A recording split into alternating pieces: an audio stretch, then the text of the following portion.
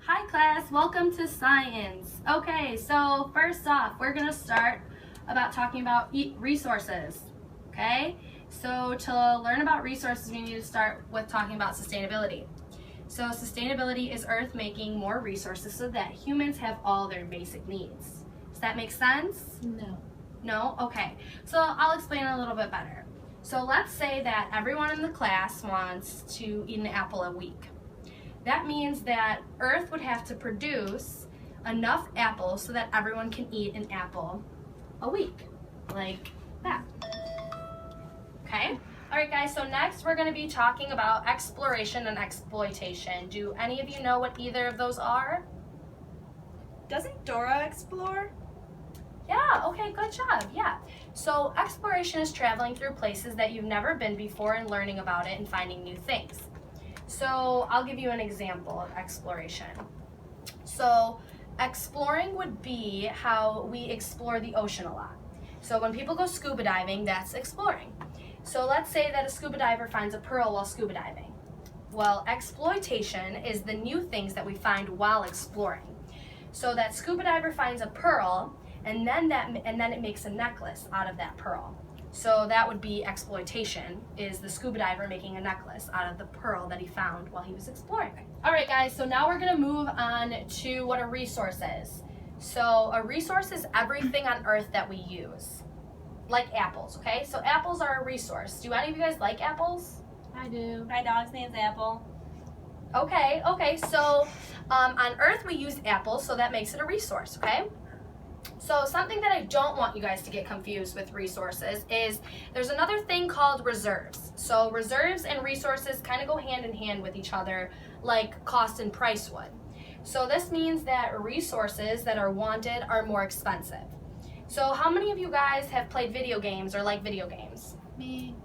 Okay, exactly. So isn't a new video game always more expensive than an old one?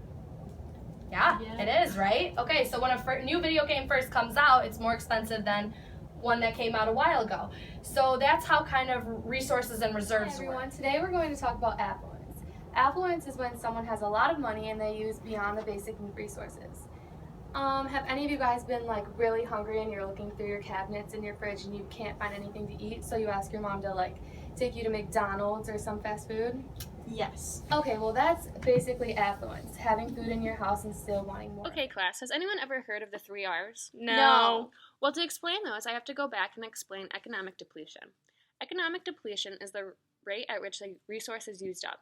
When these resources become economically depleted, we begin to use the 3 R's: reduce, reuse, and recycle. What does that mean? Reduce means to stop using those resources as much. Like if you wanted to save water, you could take quicker showers or turn off the water when it's not in use. Reuse means to reuse things that you normally wouldn't, like paper plates and silverware. Recycle means to turn one thing into something else to reuse it. Like when you recycle paper, it can be used to make something else. Now everyone take out a sheet of paper. Okay, now crumple up that piece of paper and hand it to the person next to you. Take that piece of paper, uncrumple it, and draw a picture.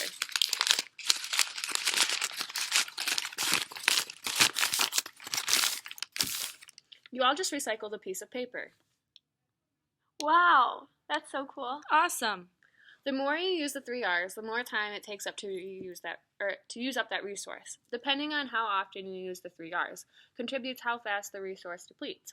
If you take really long showers and leave the sink running for no reason, you are more likely to use up more water. So remember, kids, always try to reduce your resources, reuse household items, and recycle paper or aluminum items.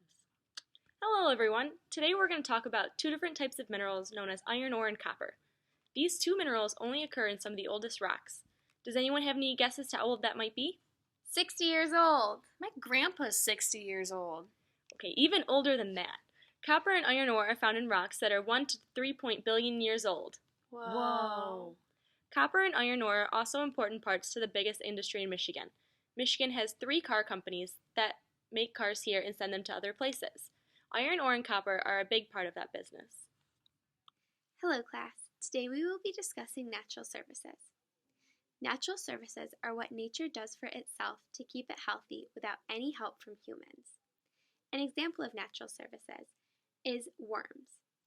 They eat the bad things that are in the dirt, so that it can stay healthy and grow the plants that we need to survive. Okay, class, so today we're talking about the Michigan Basin. So here we have a picture of the layers of the earth. So after the ocean that used to be over Michigan dried up, it left layers and layers and layers of salt in the earth. So here we have a picture of Michigan, and 425 million years ago, there was a warm ocean where Michigan is today. Surrounding the ocean were coral reefs, and the coral blocked the water flow from outside oceans, which means that there was a lot of salt in the water. So after years passed and the ocean dried, Michigan was left with lots of salt. And to this day, there are still people who mine the salt in Michigan. Okay guys, so we are going to be talking about an ecological footprint. Each person has their own unique ecological footprint. So everyone in this classroom right now has their own footprint.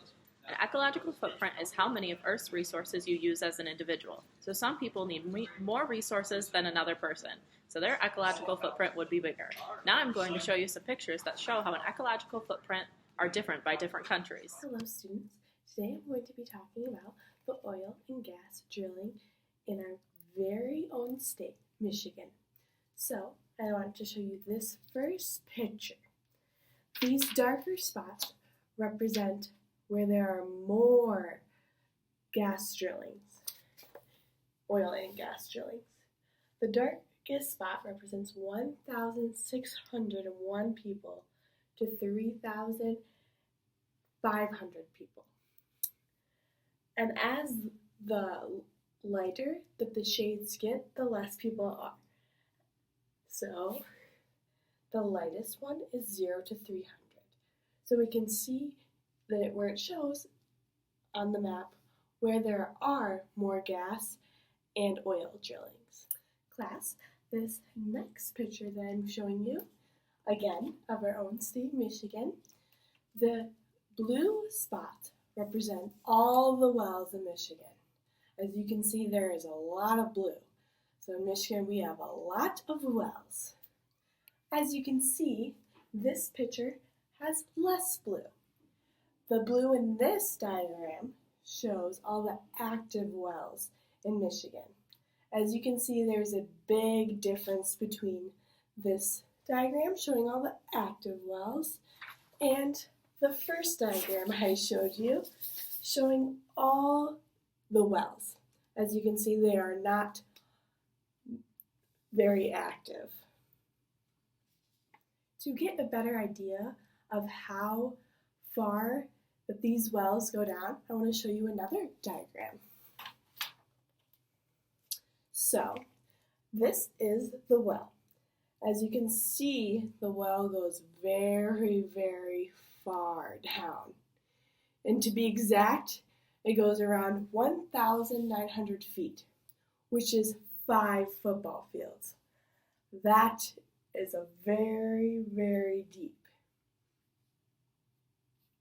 And since that these wells have to go so deep, it takes a lot of effort to get the oil all back to the surface. Now that is all from me today on oil wells in Michigan.